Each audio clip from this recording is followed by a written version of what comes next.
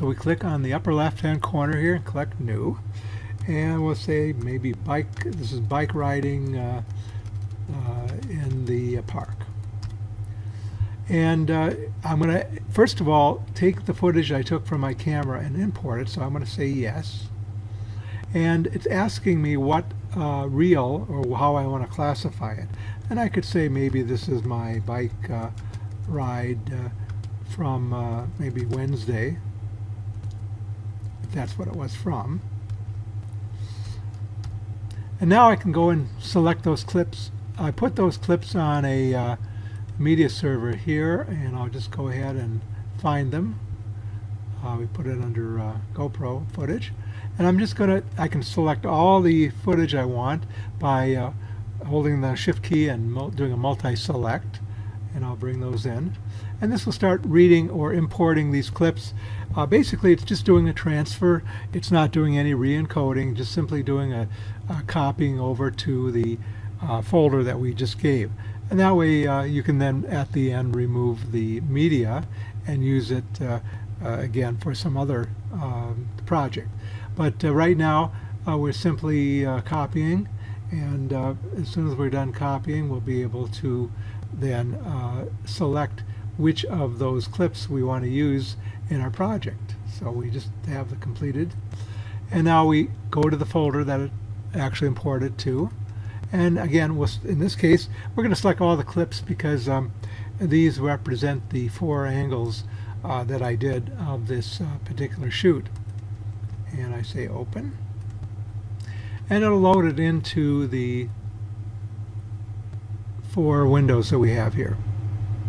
We're using the trial version so that you can see there's going to be a little video overlay on the evaluation on the windows. So now what we want to do, we have the 4 videos, but they're not yet synced.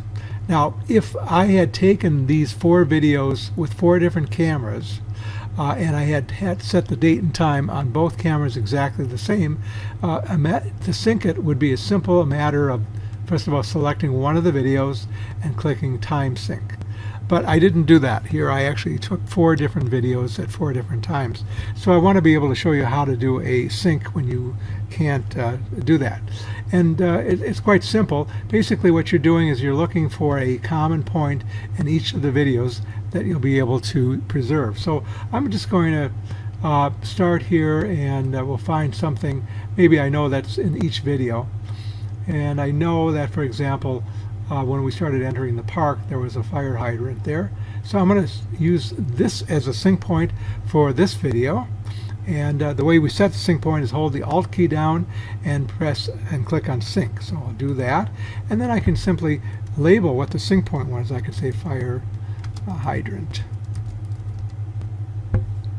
And it puts it in the log so we can keep track of that. In fact, you can have more than one sync point in a in a project, because if you stopped and started the cameras, you can have multiple sync points, and then to resync them I just click on that sync point. So now I'm going to go ahead and I'm going to use the other video, and we're going to find another sync point for this.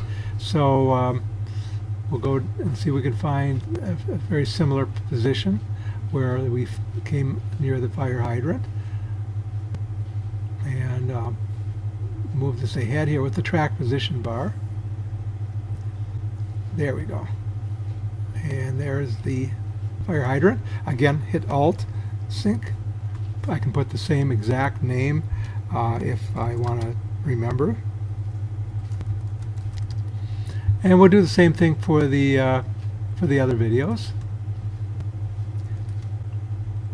Notice each one of these has a different view of the because we mounted the camera in different places on the bicycle.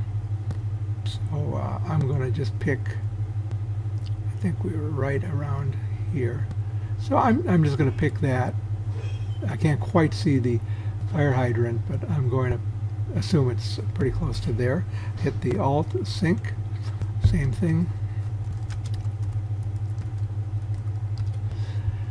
And I think we just have this video here, number 3 left. So again, we'll go search for that little fire hydrant. There we go. There it is. Again, Alt Sync.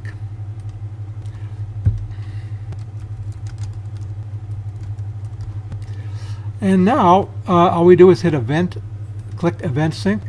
True Sync comes on. Now when we drag our bar, everything is in sync.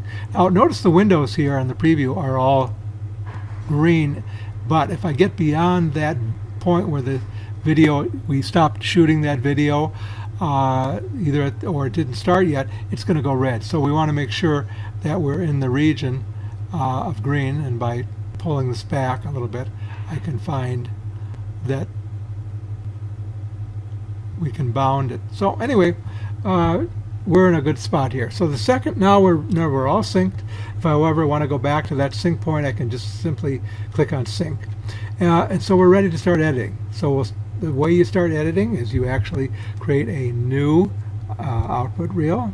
So I'm going to call this maybe the bike ride. In park, I could call it anything I want.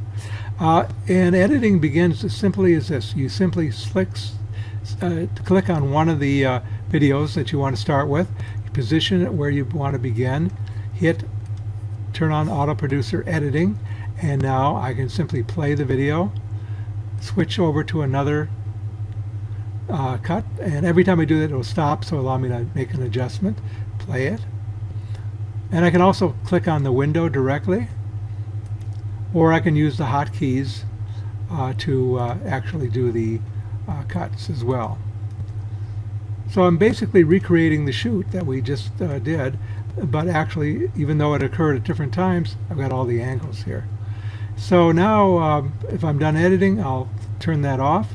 To make a movie of what we did, I just click on Produce Edited Reel. It asks me if I want to use the same reel name. I'll say yes. And then it'll actually then render what we just did right now. And in the trial version, it will default to rendering in H.2.64 using 1080p.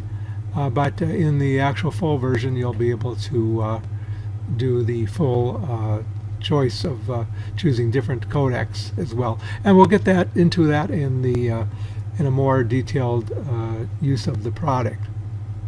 So as it's rendering here, we're going to let this go, and then I'll come back to this as soon as it's completed.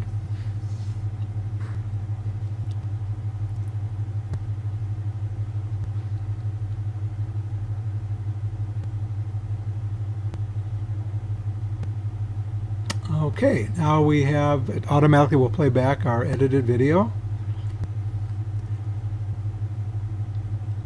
And in fact, if we want to make changes, we can just go to our edit decision list here. We can right click and preview any of the videos, adjust them where the cuts were made, and trim them. We'll do that in a further video.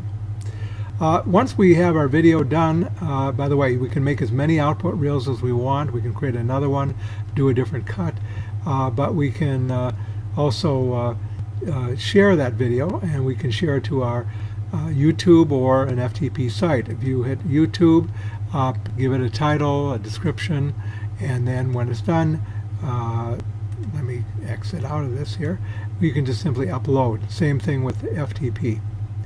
So if you go into our settings, you'll be able to see this is where your password and usernames go for those sharing sites.